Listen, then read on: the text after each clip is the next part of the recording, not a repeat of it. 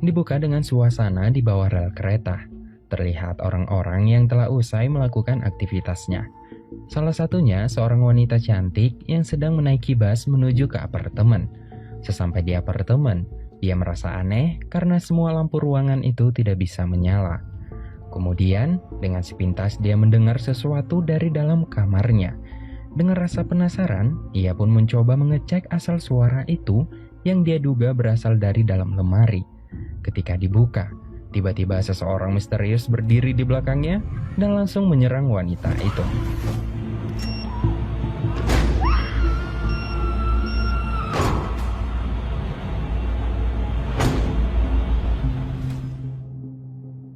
Kini, kamera memperlihatkan di sebuah kamar apartemen dengan nomor 77 yang ditempati seorang wanita cantik bernama Youngmin.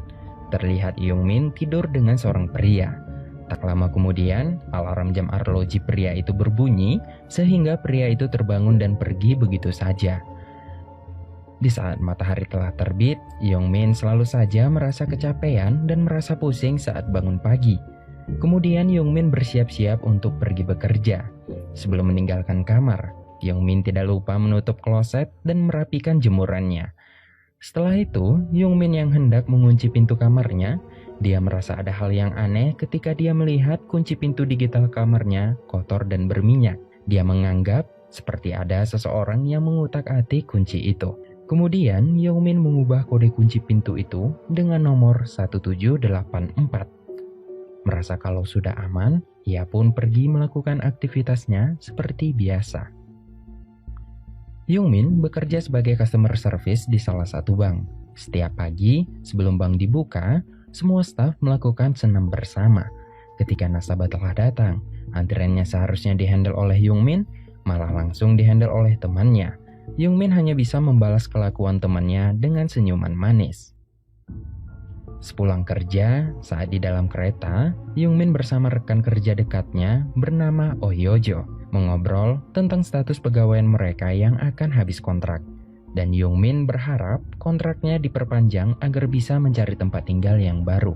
Di saat mereka mengobrol, terlihat salah satu pria yang sedang memperhatikan Youngmin dengan tatapan yang aneh. Kini, Youngmin telah sampai di lobi apartemen. Seorang penjaga apartemen shift malam memberikan sebuah paket kepada Youngmin. Namun, mereka tidak mengetahui paket itu dari siapa, dikarenakan paket itu diterima oleh penjaga shift siang.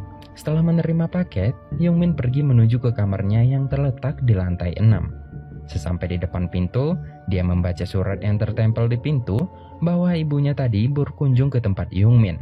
Dan di saat itu juga, dia melihat penutup kunci pintu digitalnya terbuka lagi. Dia berpikir kalau ibunya lah yang sudah membuka penutup kunci itu.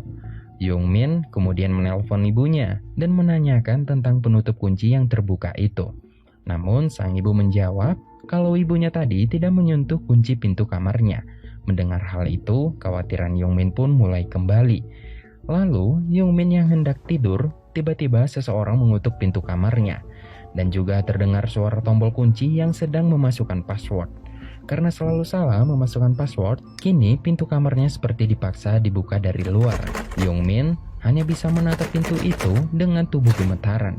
Setelah suara gedoran itu berhenti, Youngmin memberanikan diri mencoba melihat keluar untuk memastikan orang yang mengedor pintunya. Setelah dibuka, tidak ada seseorang pun di sana. Dia hanya menemukan puntung rokok yang tergeletak di bawah pintu. Kemudian, Youngmin yang merasa khawatir langsung melaporkan kejadian itu ke polisi. Namun, polisi tidak bisa menanggapi kejadian itu karena puntung rokok yang dia temukan tidak bisa menunjukkan ancaman yang berbahaya. Dan polisi juga menganggap kalau gedoran itu bisa saja terjadi karena orang lain yang salah menuju kamar. Keesokan harinya, Youngmin yang sudah bangun, dia kembali merasa kecapean dan pusing. Kemudian Youngmin berangkat kerja. Sebelum meninggalkan apartemen, Youngmin berbicara dengan petugas apartemen shift pagi. Youngmin menanyakan tentang rekaman CCTV yang ada di apartemen itu untuk melihat pelaku yang sudah mengganggunya semalam. Namun, karena Youngmin buru-buru berangkat kerja, akhirnya dia menunda untuk mengecek rekaman CCTV itu. Di dalam kantor, Youngmin kedatangan nasabah pria dewasa bernama Kim. yaitu pria yang menatap aneh ke arah Youngmin saat di dalam kereta waktu itu. Kim datang yang akan melakukan perbaikan kartu ATM-nya. Dengan profesional, Youngmin melayani Kim dengan baik. Kim hanya bisa memperhatikan Youngmin dengan penuh pesona. Di saat proses perbaikan ATM, Youngmin menawarkan dan mempromosikan pinjaman kepada Kim. Namun, di saat Youngmin melihat saldo yang ada di ATM Kim kosong, Youngmin meminta maaf atas pembatalan tawaran itu, hingga membuat Kim merasa tersinggung dan dia mulai membuat keributan. Semua mata tertuju ke arah mereka, hingga akhirnya security datang mengamankan. Di malam harinya, Youngmin yang lelah melakukan aktivitas satu harian, dia pun langsung tertidur.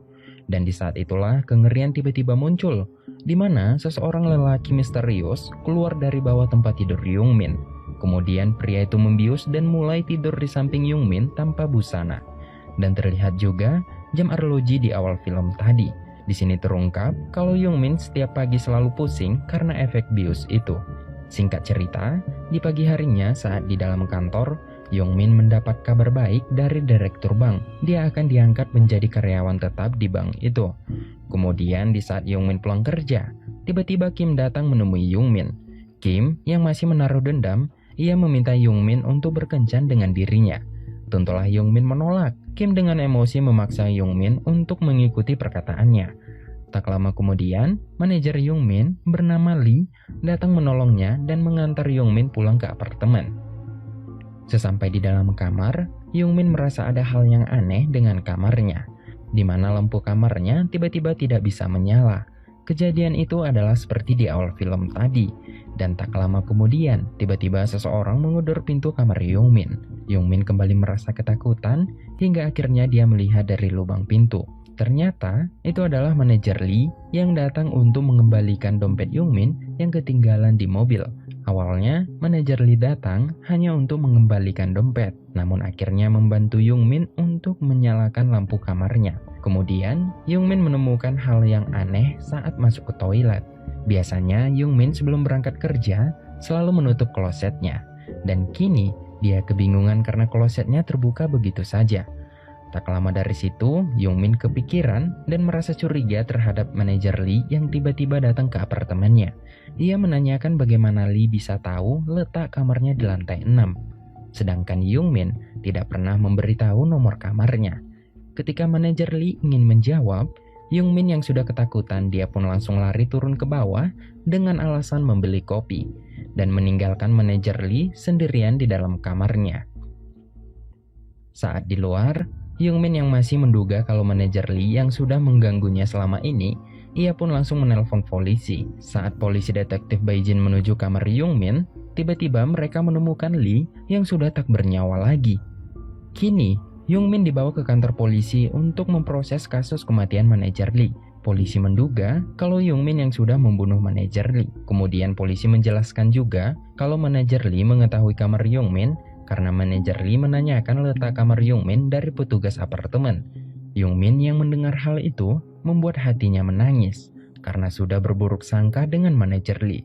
Walaupun Youngmin belum dipastikan sebagai tersangka, namun hal itu sangat berpengaruh dalam hidup Youngmin.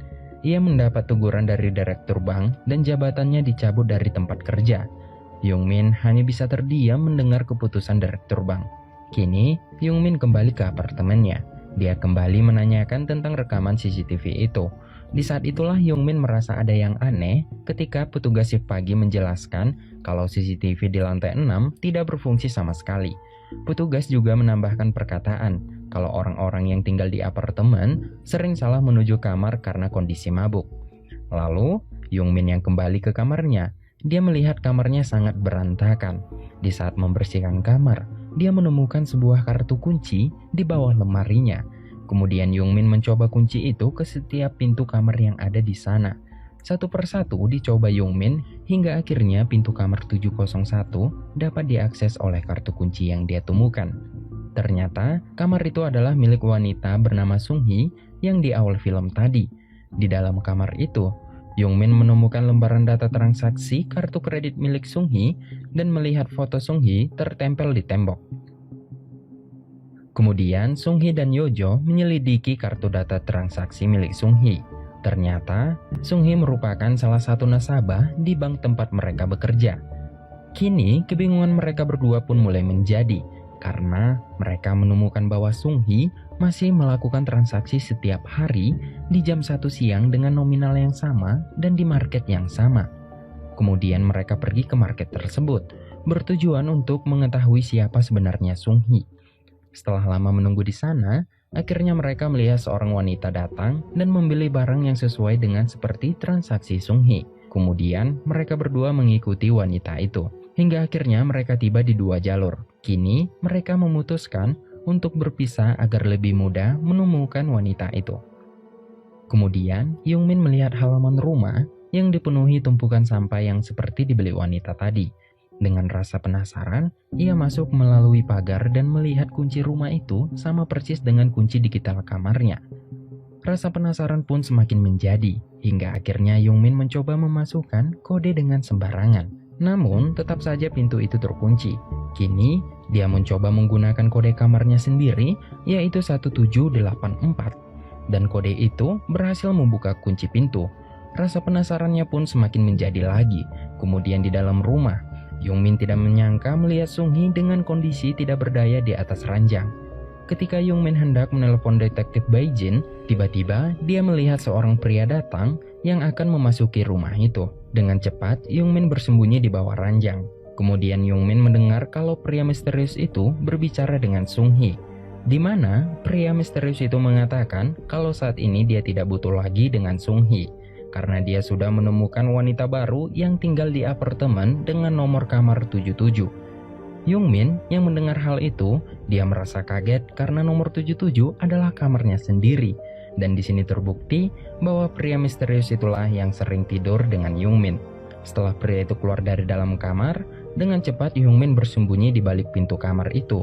Dan di saat itu juga, dia melihat hal yang paling mengerikan, di mana wanita itu sudah dimutilasi di bagian kaki, dan segera melakukan mutilasi lagi di bagian tangan. Young-min yang sudah tidak tahan lagi di dalam rumah itu, ia mencoba untuk kabur. Namun sayangnya, dia ketahuan oleh pria misterius itu. Hingga akhirnya Young-min bersembunyi di suatu ruangan tanpa huni. Namun, Young-min tetap saja ketahuan. Ketakutan Young-min membuat dirinya terdiam dan menjadi kaku seketika. Dan untung saja, Yeojo datang dan menabrak pria itu menggunakan gerobak. Mereka berdua sama-sama terbaring di jalan. Kemudian Yeojo dengan geram melawan pria itu. Namun, kekuatan Yeojo tidak sanggup, sehingga Yeojo terlempar ke arah jalan. Sedangkan Young-min masih terdiam dengan kakunya. Tak lama dari situ, tiba-tiba polisi datang dan pria misterius itu langsung melarikan diri. Di dalam mobil, Young-min menceritakan semua kepada detektif Bae-jin tentang kengerian yang baru dia lihat dari dalam rumah itu. Polisi tidak percaya, karena keterangan dari Young-min tidak sedetail mungkin. Young-min hanya mengatakan kalau pria misterius itu memakai jam arloji di tangan kirinya. Tentulah detektif Bae-jin merasa kesal dengan pernyataan itu, karena detektif Bae-jin sendiri memakai jam tangan. Tak lama kemudian, salah satu petugas polisi datang memberitahu bahwa mereka menemukan sepotong tangan seorang wanita.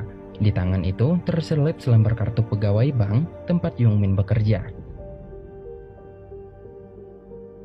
Singkat cerita, polisi kini menduga Kim sebagai pelakunya. Dengan beberapa kecurigaan, yaitu ditemukan kartu pegawai bank tempat di potongan tangan Sung Hee. Sebelum itu, Young-min pernah memberikan kartu pegawai bank kepada Kim. Lalu, Kim selalu mengusik dan bertingkah aneh kepada Young-min. Dan saat malam itu juga, Kim terlihat di CCTV depan apartemen Young-min dengan gerak-gerik mencurigakan. Dan detektif Bae-jin melihat jam tangan arloji seperti yang sudah disampaikan Young-min sebelumnya. Dan jam itu sangat mirip dengan jam di awal film tadi. Namun sayangnya, polisi tidak bisa mendapat bukti lebih jelas lagi mengenai Kim sebagai tersangka. Hingga akhirnya Kim dibebaskan begitu saja.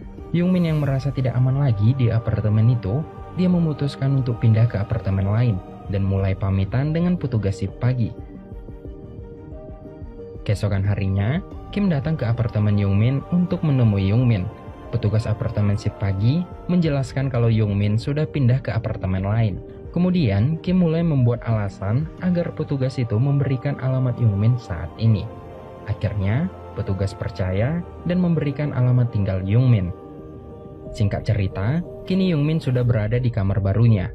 Tak lama dari situ, Youngmin mendapat sebuah paket entah dari siapa.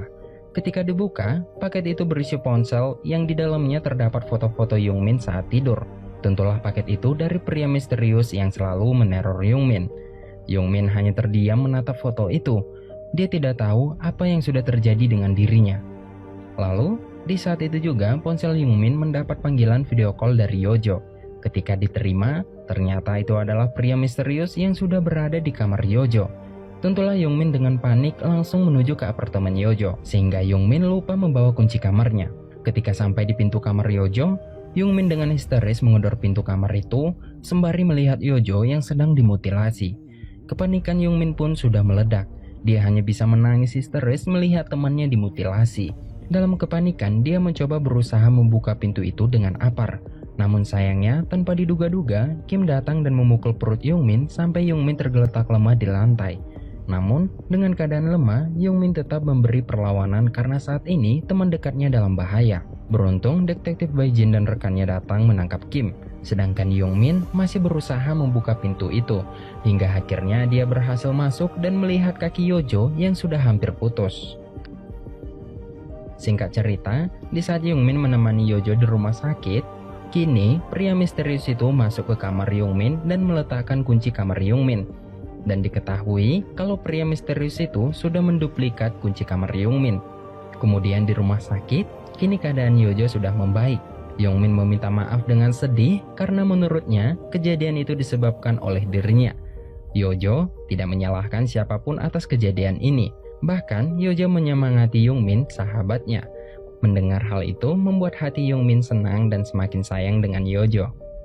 Tak lama kemudian, polisi detektif Baijin datang dan memberikan CCTV berbentuk seekor penguin yang untuk diletakkan di dalam kamar Youngmin. Itu bertujuan untuk mengetahui apabila terjadi hal-hal yang tak diinginkan. Lalu CCTV tersebut ditaruh pada rak yang terletak dekat ranjangnya. Suatu malam, ketika Youngmin berbelanja di minimarket, ia tiba-tiba bertemu dengan penjaga apartemen lamanya yang dikenal sebagai Gong Hun. Gong Hun adalah penjaga shift pagi, dan di saat itulah kecurigaan Youngmin mulai kembali timbul ketika dia melihat Gong Hun membeli seperti yang terdaftar di catatan Sung Hee sebelumnya, dan juga melihat jam arloji yang pernah dia lihat ketika pria misterius itu menyerangnya. Tentulah hal itu membuat Youngmin menjadi ketakutan. Namun, dia tidak mau berburuk sangka lagi, seperti yang sempat terjadi dengan manajer Lee. Ketika sampai di kamar, Youngmin masih saja merasa ketakutan hingga dia tertegun di atas ranjang. Kemudian pandangannya beralih ke atas meja dan melihat makanan yang seperti dibeli Gong Hun tadi. Dengan rasa tegang, ia pun mencoba mengecek rekaman CCTV melalui ponselnya. Seketika, badan Youngmin bergetar ketika ia melihat Gong Hun yang sudah masuk dahulu ke kamar Youngmin. Kini, Youngmin tahu keberadaan Gong Hun yang sedang bersembunyi di bawah ranjangnya, hingga membuat kaki Youngmin bergetar begitu hebat. Tanpa mikir panjang, Youngmin langsung berusaha untuk kabur. Namun sayangnya, Gong Hun berhasil menangkap Youngmin dengan mudah. Singkat cerita, kini Youngmin terbangun di suatu ruangan dengan keadaan pusing, dan di sampingnya sudah ada Gong Hun yang sedang memeluknya. Kemudian Gong Hun mengatakan jika Youngmin mencoba melarikan diri, maka kedua kaki Youngmin akan dipotong.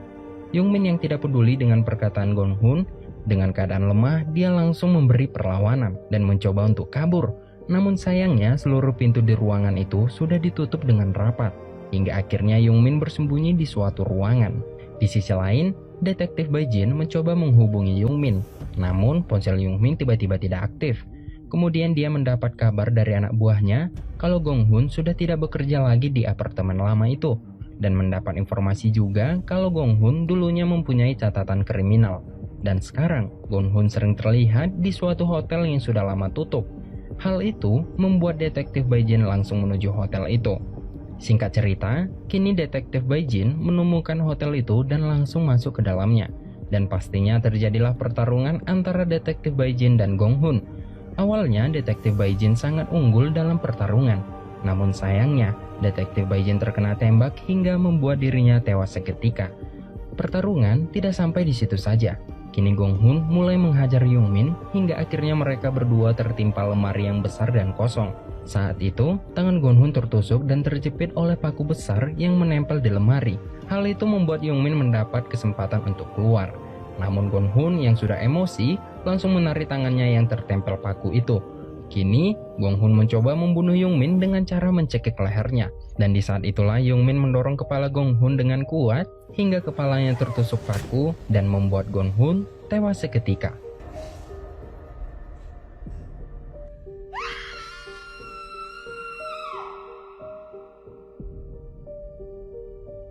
Di akhir cerita, Youngmin tidak ditahan atas kasus pembunuhan itu karena dianggap sebagai pembelaan diri. Dan juga kehidupan Youngmin lebih baik daripada biasanya. Lalu, film pun selesai.